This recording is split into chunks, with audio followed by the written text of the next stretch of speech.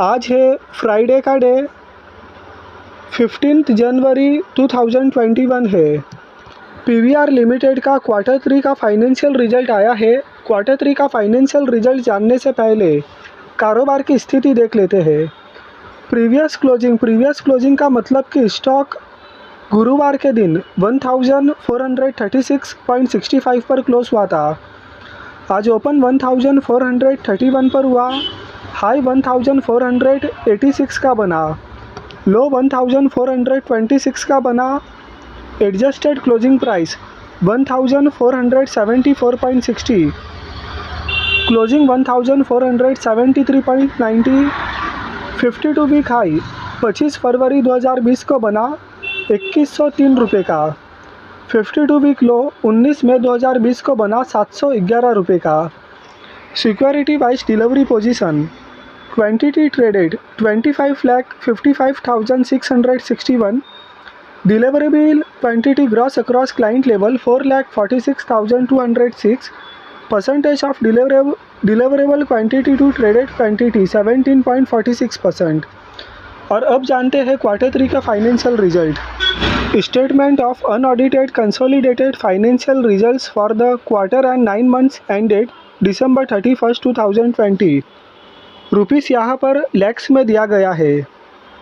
Total income 2019 के third quarter का comparison 2020 के थर्ड क्वार्टर से करेंगे।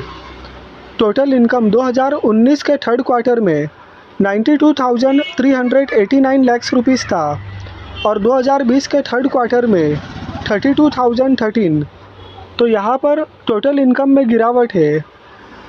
टोटल एक्सपेंसेस 2019 के थर्ड क्वार्टर में 86,541 लाख, 2020 के थर्ड क्वार्टर में 39,304 लाख। तो यहाँ पर एक्सपेंसेस में गिरावट है। नेट प्रॉफिट और लॉस फॉर द पीरियड 2019 के थर्ड क्वार्टर में 3,626 लाख और 2020 के थर्ड क्वार्टर में कंपनी ने लॉस पोस्ट किया है 4,921 लाख रुपीस का। तो यहाँ पर 2019 के थर्ड क्वार्टर में कंपनी प्रॉफिट में थी 3,626 लाख रुपीस और 2020 के थर्ड क्वार्टर में कंपनी ने पोस्ट किया है 4,921 लाख रुपीस। तो पिछले क्वार्टर के कंपेयर में लॉस कम हुआ है और ईयर ऑन ईयर बेसिस पे कंपनी प्रॉफिट से लॉस में आई है। तो ईयर ऑन ईयर बेसिस पे रिजल्ट नेगेटिव आया है और क्वार्टर एंड क्वार्टर बेसिस पे नेट प्रॉफिट और लॉस में इम्प्रूवमेंट होते हुए दिख रहा है। ईपीएस 2019 के थर्ड क्वार्टर में 7.08 और 2020 के थर्ड क्वार्टर में 8.21। तो कंपनी ने लॉस पोस्ट किया है, तो यहाँ पर ईपीएस भी नेगेटिव ही रहेगा। तो financial result year on year basis पे काफ़ी कमज़ोर आया है क्योंकि कंपनी प्रॉफिट से लॉस में आई है। और क्वार्टर ऑन क्वार्टर बेसिस पर देखेंगे तो पिछले क्वार्टर के कंपेयर में कंपनी ने इस क्वार्टर में कम लॉस पोस्ट किया है। बॉम्बे स्टॉक एक्सचेंज पर आज क्लोजिंग दिखाई दे रहा है 1473.40 का 38.40 रुपीस अप है, 2.68% अप है। कंपनी का जो मार्केट कैपिटलाइजेशन है 8,129.19 करोड़ से फेस वैल्यू 10 रुपये की है। ईपीएस नेगेटिव है 79.39, पीई वैल्यूएशन -18.56 है, रिटर्न ऑन इक्विटी -32.20 है। तो ये एक लॉस मेकिंग कंपनी है।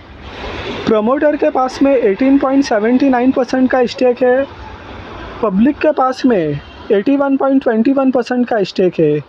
प्रमोटर्स प्लेज होल्डिंग की कोई भी समस्या नहीं है। 11 म्यूचुअल फंड्स ने कलेक्टिवली 13.85% का स्टेक ले रखा है।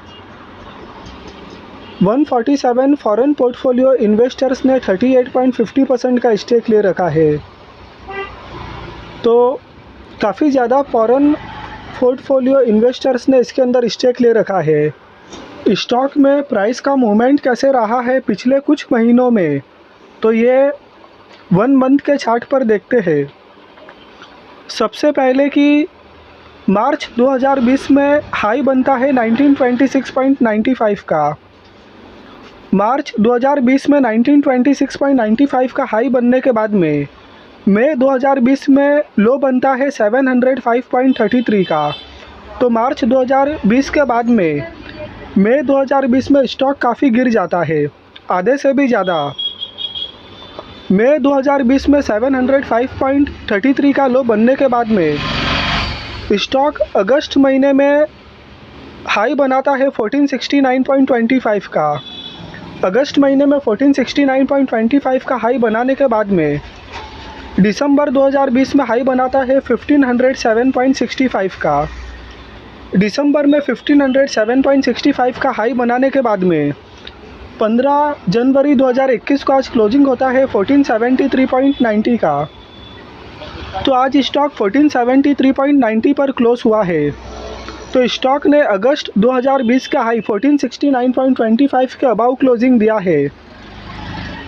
और अगर यह स्टॉक दिसंबर के हाई 1507.65 के ऊपर जाके क्लोजिंग देता है तो इस बात की एक पॉसिबिलिटी निकल कर आती है, ये सिर्फ एक संभावना है, पॉसिबिलिटी है कि स्टॉक मार्च 2020 के हाई 1926.95 की ओर जाने की कोशिश करे।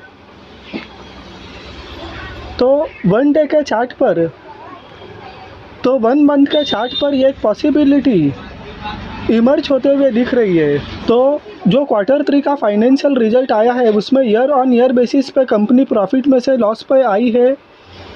और हो सकता है कि अगले क्वार्टर में, जो कि फाइनेंशियल ईयर का लास्ट क्वार्टर है, उसमें कंपनी इस क्वार्टर से बेहतरीन परफॉर्मेंस दे। तो अगर आपका वीडियो पसंद आया है तो लाइक कीजिए, चैनल को सब्सक्राइब कीजिए। Thank you.